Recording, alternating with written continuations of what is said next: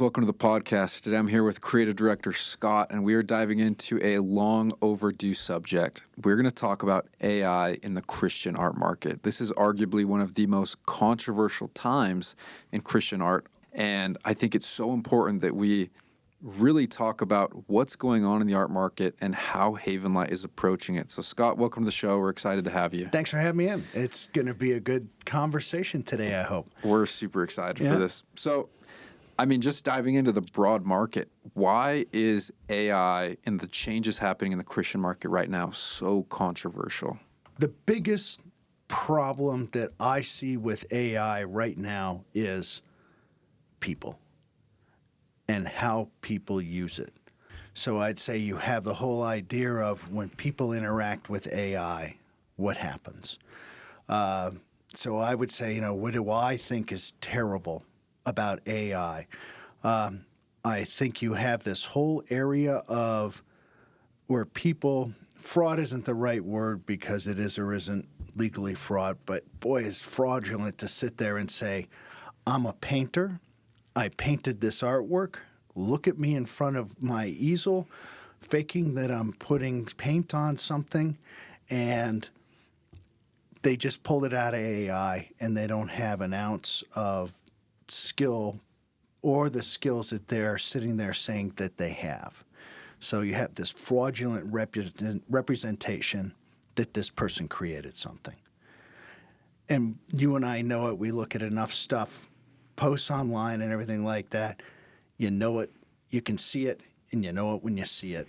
And bit by bit, the public's going to start knowing it when they see it. Yeah, I think what's so alarming and what raises so many red flags is obviously we're in the market, this is what we study, this is what we do every day, but it's shocking how much, the sheer volume that's happening of this. There is, I swear it's every other day we see an artist being like, look at my new original piece of artwork, here's my new painting, and it's completely generated with AI. There's softwares that you can use to check and fact check, was it generated with AI, was it painted? Mm-hmm. There is an immense volume happening that I think the general public is not aware of, but like you said, they're catching on. Yeah.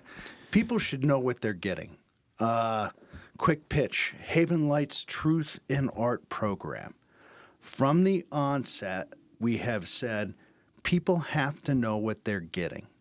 We've always nicely said, hey, this is an oil painting, this is a watercolor, reproduced from the artist's digital painting. I mean, we've kind of always said it in the copy. But now you got to go out and say this is what it is. And so I think we're real thought leaders in the art market because anyone can ask us, is this AI? And we'll just say, yes, it is. In fact, theoretically, you don't have to ask because we put it right there in front of your face with an icon that says AI is part of the creation of this product. People need to have that choice. Yeah, I mean, what Havenlight has done is revolutionary. They're at the forefront of how any art publisher should be approaching the subject, and it's just complete transparency. So what Havenlight did is they launched the Truth in Art program, and like you said, they've got a picture icon, a paintbrush, an AI icon, and a photograph icon, and they're completely transparent in the medium that the artist used. There's certainly a whole thing that AI has allowed people that want to steal an artist's artwork. It's made that process incredibly simple and incredibly easy. All you have to do is watch online. You can see people talking about it and complaining about it. It's incredibly easy to do because the tool is not a moral or ethical item. It's a human being sitting there saying, I'm going to do this. I mean, walk me through the process of, the average person creating AI art. I'd say typically they're engineering some type of prompt saying replicate this style or walk me through that process. Yep. So today, AI does nothing on its own. It sits there passively in the net or wherever the heck it is, just hanging out. A human has to interact with it and say, do something.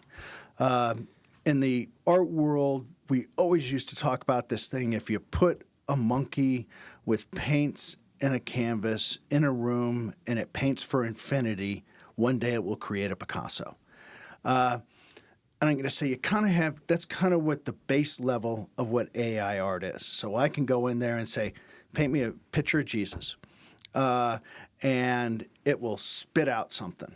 And if I do that 250,000 times, I just might get a cool picture of Jesus. That's like the most base level. Most people get so bored with it. It's really cool the first time you do it. And really quickly, you never go back and look at it again. So your base level just says, I'm going to put in a series of prompts. It's going to give me a series of choices of what that can look like. And even on the most rudimentary level, because it might give me 4 options, I can refine that. Oh, this is the best one. And that will come out. So that's the most basic level of what it does. It pulls, again, artists hate to hear this, but it's just kind of factual. It pulls that render right now from everything that's ever been put out on the internet, which its process of learning how to create an image is no different than the process through which an artist goes through to create an image. In going to school, they went to school, they were taught all these different things. They were probably sent to a museum, a local museum, to go in and paint paintings from the museum. Why? So you can learn how this person used their tools, i.e. paints, canvas, all those things, to create the outcome that they did. It's learning, and you learn it by digesting all this information from other points. AI has not done it any differently. Now you're talking about copyright, you got all these other things that are floating out there, but I'll say the base process through which AI goes out and creates an image, unless it was told by a bad actor, go out and paint me a copy of James Christensen. I'll say, wow, now you're in a different place. Usually it's kind of fractional, but prompts can sit there and say, in the style of Rembrandt, in the style of James Christensen. Now you're getting into fuzzy territory. Paint me a picture of Jesus, and it randomly pulls 6 million pieces from 6 million places versus copy this person, which AI can do, sadly. That's not right. This is just kind of how it works. Mm-hmm. Yeah, so like you've mentioned, it's very similar to how an artist learns and, creates their own imagery and creates their style. An artist might look at 1,000 paintings and pull their style from it, and AI might look at 1,000 artists and pull a style from it. Does it in milliseconds. Yeah, does it in a millisecond. So it's there's that issue of time that needs to come out. How do you value it was done in a millisecond versus it was done in 30 years in a month? Well, you're going to, no ifs, ands, or buts about it. Again, another thing that I think a lot of painters have issue with is, and I know some young painters and I know old painters, and I'll say someone that's been painting for 60 years has been laboring at their craft and learning their craft and coming along and doing something. It took me 60 years to get here. We have this whole what's the biggest question people ask somebody when they go, how long did it take you to paint that? I'll usually hear something along the lines of 30 years and 2 weeks. 2 weeks being the time on this canvas, but it took me everything to get here. I can tell you, surprisingly, I hear less complaints from the artists that have been painting for a long time professionally than I do from some of the younger artists who are at the front end of their careers. And I don't know if it's confidence in themselves, but I'll just say my feeling with the artist that's been doing it for a long time, they recognize the uniqueness of what they do and that it can't be copied. You can copy it, but you can't generate it. It's a better way to say it. You can't generate that. And I'd love to have younger artists get the understanding that if you keep pushing your limits, if you keep going out further and further in what you do and hone your craft, certainly today, AI can't keep up with it. AI can copy you, but it can't out-generate you. So you talk about these older artists, they've, created a style, but I think to get there, it takes an immense amount of skill development, and it takes learning from mentors. So how do we go about the ethics of learning from a mentor, replicating, lifting to create that style? Because there's definitely a linear path to get there. Yeah. Boy, there's an artist by the name of James Gurney who created this world called Dynatopia. We were lucky enough to be involved in the whole process. When George Lucas came out with the second series of Star Wars films, the night before the film released, he actually called Jim Gurney and said, I want you to know I didn't copy your art. We were heavily influenced by it. And I'm going to say, wow, that's a lot of what the art business is. Influence, influence, influence. Teachers that teach influence. What you look at influences what you're doing.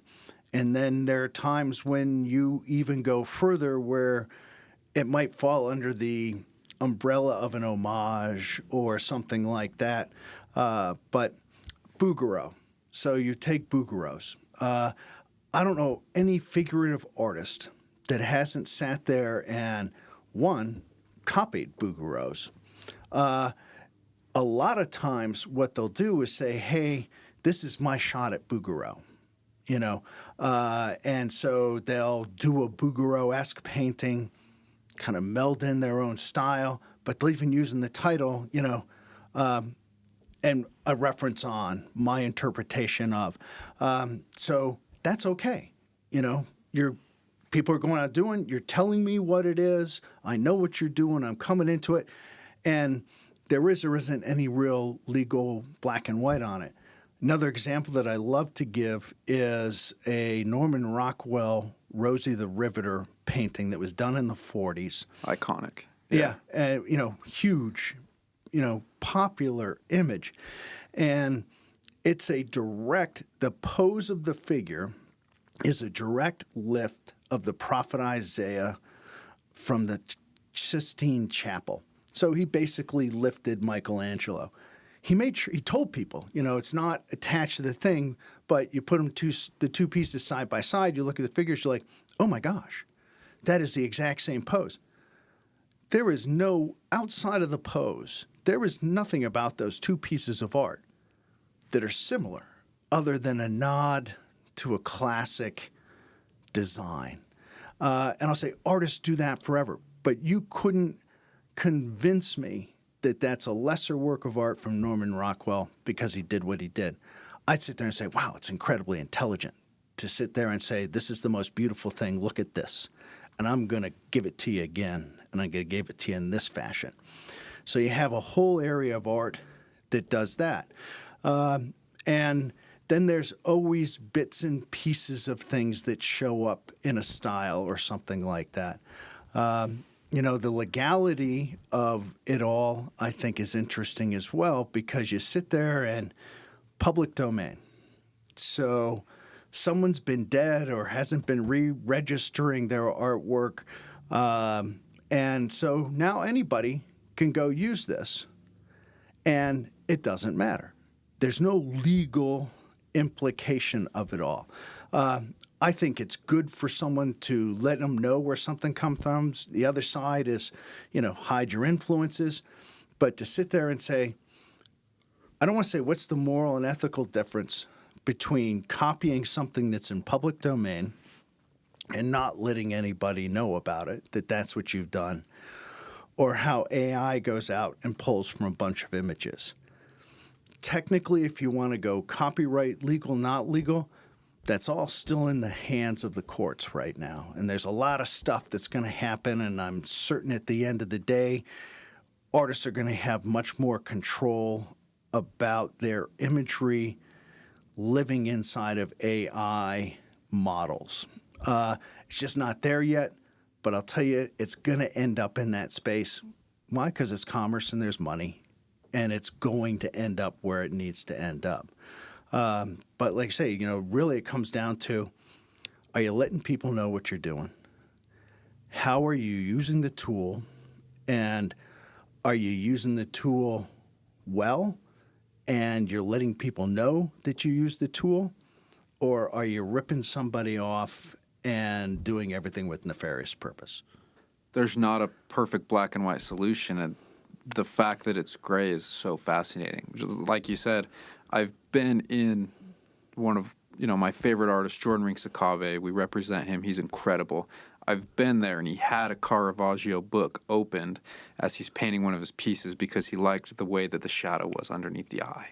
Yeah. Like directly, he's looking at this and he's replicating because the shadow was beautiful. Jim Christensen has a piece called The Bride. And what is the bridal thing? Something new, something old, something broken, something blue. I don't remember how all that goes. Well, he has that in there, and he has a character from one of the classic Renaissance paintings because that's something borrowed. He borrowed that character and put it in there.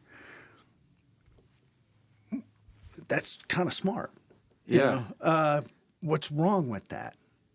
You know, like I say, it's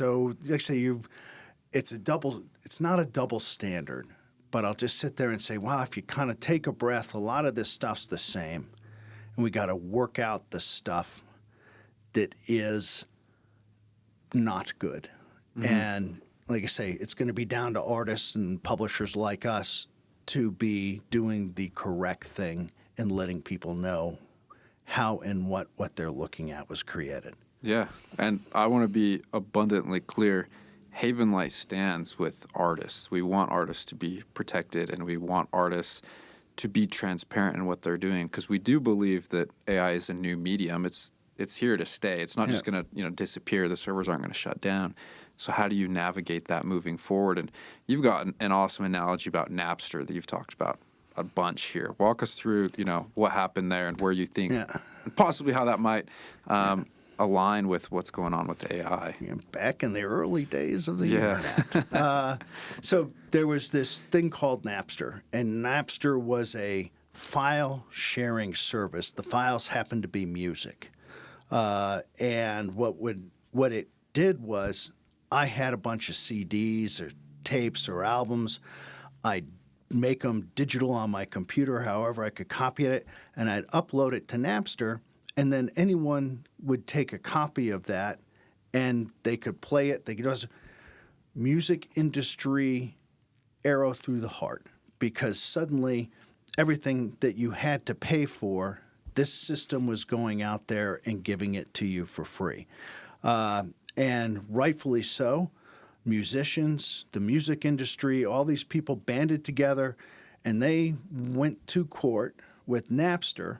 And at the end of the day, Napster was found to be wrong. It didn't have the rights to be doing what it. This is back when everything on the internet was free, by the way. So it wasn't just every book was scanned to go on the internet. I mean, like I said, you start going through all these things. Again, copyright. Ooh, this is no longer a copyright. I can put it out there. Exact same thing. All this stuff's exactly the same. So Napster went away. Actually, technically, it came out of, it had to stop what it was doing, and you had to pay for what you were getting, and artists and everyone got their royalties. But the real thing that happened was, they got rid of Napster, but the music industry changed forever because it's no longer CDs, it's no longer albums, it's no longer tapes. Everything started streaming. So what happened is you got rid of Napster, and now you have Apple, you have every music app that you can get that's out there, and everyone's receiving payments on a fractional basis. Is it better or worse? Most bands make their living touring again. Their original art, which is a real parallel to the impact that it's having on the marketplace, which is probably a subject that we should go into.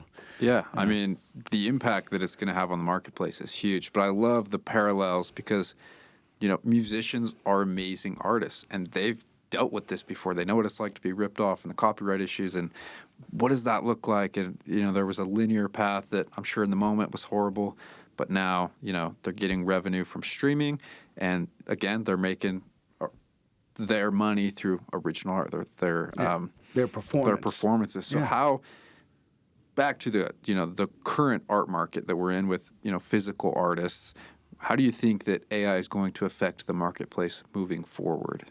So AI, like I say, as Napster, as music, no doubt the digital world is going to change the art business. AI is something of a misnomer to sit there and say, this object, AI suddenly came into being. AI was underway back with Photoshop, and I can't even remember one or two of the platforms that predated Photoshop. But, there are elements of what AI are that has been with us for a while. It's now all just getting wrapped into AI. But, again, what's the change in the marketplace going to be? The change is going to be, most likely in the reproduction marketplace. You now have this thing coming in that's generating a lot of art. You just have a lot of noise coming into the reproduction marketplace. And the rate at which stuff can be created and, put out there is immense. So like I say, it's a lot of noise. So you certainly have competition in the reproduction marketplace. So a painter can definitely have impact on their print sales. A digital artist is probably going to have 7 times the impact on them because they never had an original to sell. And this idea that all they could do is sell reproductions is a huge thing. There is going to be a market for digital originals. There was somewhat proven by the whole idea of NFTs, which is kind of a wrong spin. That's a whole nother thing. But I just sit there and say, there will be a digital original art market. And, then you have even people that are using AI, they have competition from other people that are using AI. So like I say, the marketplace is going to change because of the amount of competition going into it. One of the things I've spent my lifetime telling young artists is your originals career is the most important thing you have going for you. If you look at the number of artists that come out of art schools and the ability for someone to make a living just selling original art is incredibly small. Full-time living to support a family as an artist is incredibly small. The number of people that have a successful art print program is incredibly small. But it happens, and you can. I tell every artist that their print program is going to live on a bell curve. Sometimes that bell curve is really small, and maybe in your lifetime you don't see the downward side of it, but I'm going to tell you, it's all on a bell curve. You have stuff that is really popular for 24 hours now, and then it goes away. And that's like an EKG thing. Technically, it's still a bell curve. So I just sit there and say, you have that. The thing that no one can take away from an artist is their ability to create and sell originals. Do you think, if you had to guess, do you think the invention of AI moving forward will value original artwork higher? You already hear it. One of the reasons why, again, we go back to this idea of truth in art. We want people to know that this was an original. This was derived from an original. Why? Because we want to help the artist sell that original. It would be great if we're the ones selling it, but if the people go back and they get it from the artist, hey, there's an original work of art. That kickback, that resistance to all this digitalness in the world, vinyl's coming back. Wow, cassettes coming back because the sound is better because of all these different things. Having, earbuds versus having something with a wire hanging Yeah, about it. You know, I've it's seen that suddenly coming back. cool to have the wire. Why? Because we're advancing so quickly, it feels like we're losing pieces of ourselves. So if you are painting original art as an artist, you are so one up on someone who's an AI artist, because an original artwork, your goal as an original artist, if you're really playing the game, is to get to where you become collectible and the value of your artwork is going up, not just on a secondary market, but what you're receiving, because you are a valuable product or commodity to have. One of your pieces is valuable product or commodity to have. So again, there's very few $100,000 prints out there, like crazy few. Whereas the number of $100,000 originals is way, way, way, way, way past that. You know, the number of $5,000 originals, the number of $10,000 originals. And you got to sell a lot of prints to get to that point. Yeah. I mean, let's be honest. There is nothing that compares to standing in front of an original painting. People don't travel to Paris to go look at a print. Yeah. They go to see the original work of art because it has a soul. There's something to it. Photography is awesome. We were talking the other day about Liz Lemon black and white sketches of The Chosen and how she puts this life into it that you do or don't see with film. You can or can't capture because of the pace at which film goes by. But having a single still created by the artist that has all this life and energy to it is kind of enthralling. It's incredible. So, I mean, that subject of soul, because I do believe that the artist's soul lives inside of an original painting, can AI have soul? Do we have time to talk about Rutger Hauer and Blade Runner and all this stuff? Because I think it's in the same space as that. At the end of Blade Runner, it's a group of androids that all these androids have been built with a shut-off date because, they just do. They're going to die. And this group of androids is trying to get to their creator and ask for an extension of life. And there's just this great little soliloquy at the end where moments before Rutger Hauer dies, he's like, everything I've seen when I go disappears. Why is that different from who you are, human? Because that's what makes you. That's what makes you up. It's the sum of all your experiences. Well, I have all these experiences. Why am I any different? Fascinating. So does AI have soul?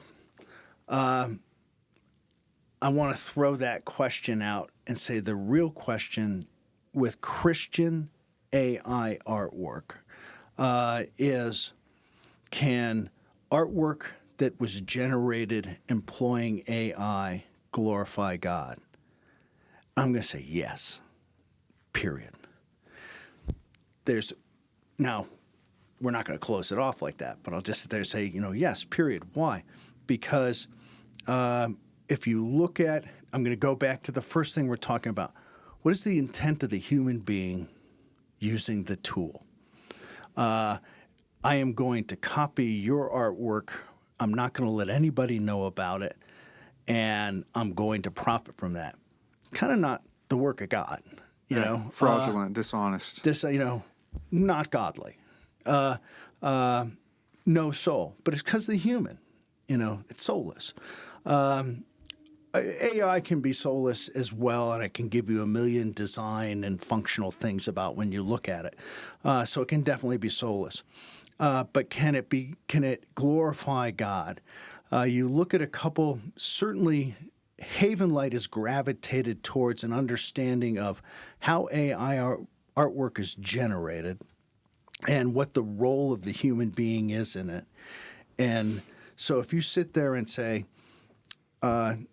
Gabriel Heaton, young fellow that's been in the health services, specifically focusing in mental health, sees this tool of AI, and he says, it'd be really cool if I could create imagery that I can give to my clients and help get them through hard times. Wow, what great intent. And if you look at what he has done and you look at the public's reaction to it, he's tried to give people hope in the imagery that he creates. And he succeeded at it. And he learned how to use the tool really well. He mastered the tool. He didn't paint for 60 years, but he mastered the tool, and he's been able to yield the tool to spread the word of God. You can't contest that. Take Monzi, the young fellow who's at the Kakuma camp of 250,000 refugees in northern Kenya, that is living one of the toughest lives you can possibly imagine. He's a Christian. He's creating Christian images.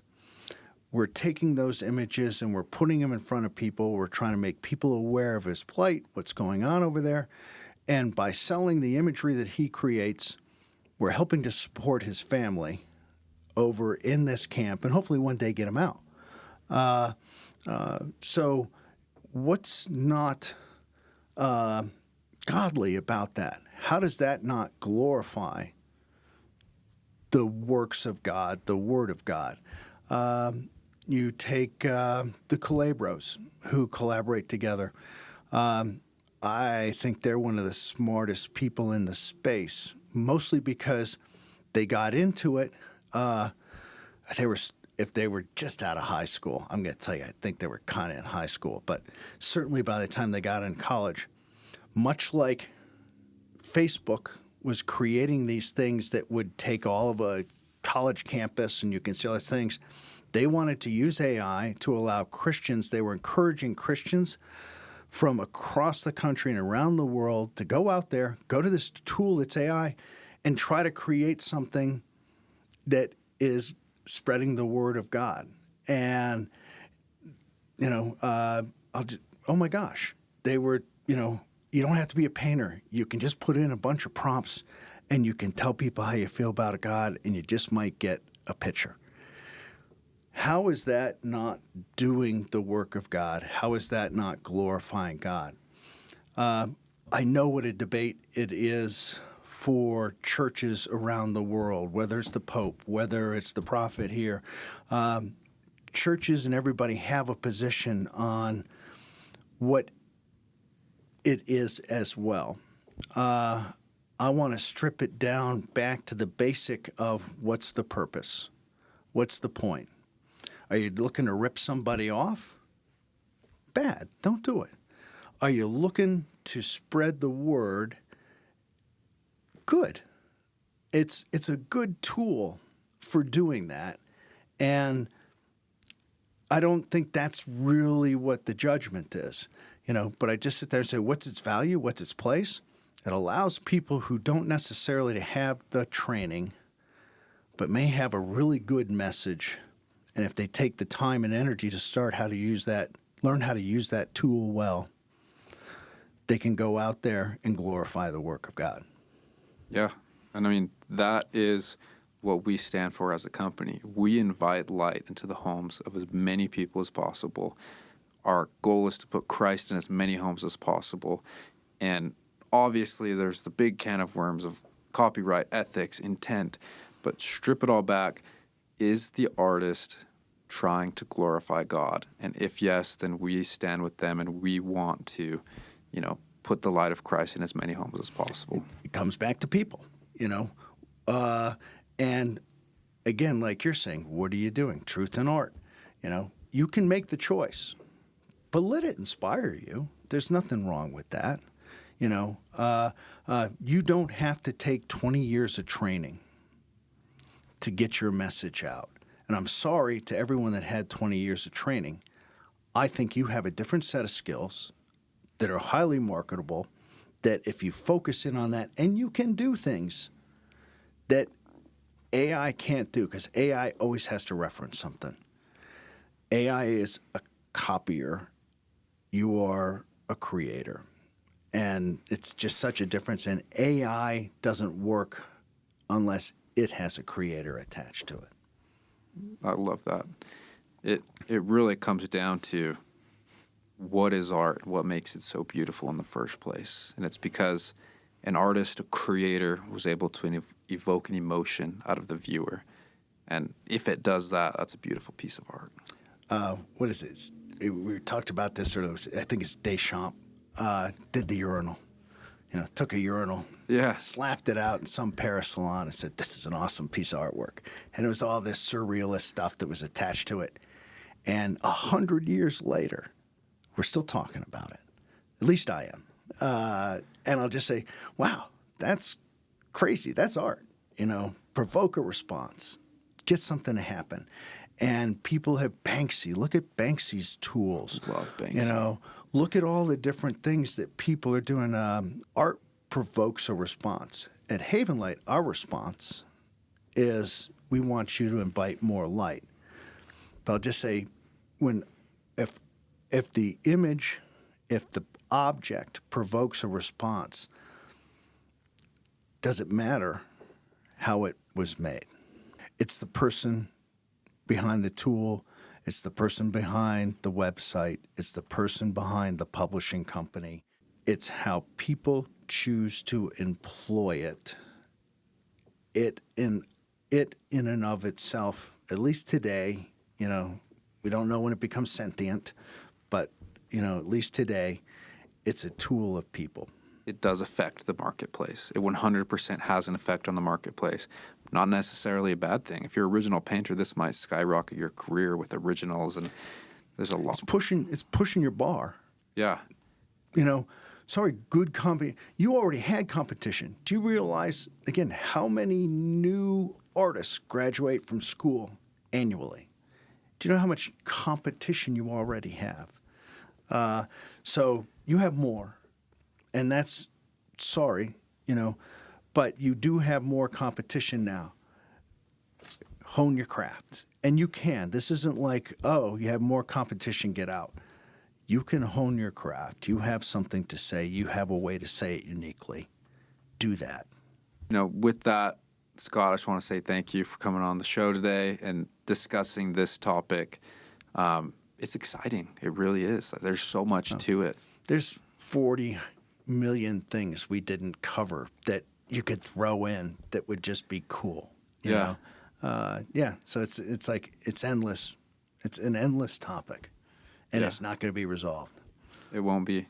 We'll have to have you back for part 2 because I agree there is an endless, infinite number of things that we can dive into. But I think this is a great base to help the average consumer understand what's going on in the AI art market, how it affects current artists, and what we as Havenlight are doing to take a stance and be transparent and stand with artists. So thank you for coming on the show today. Thanks for having me.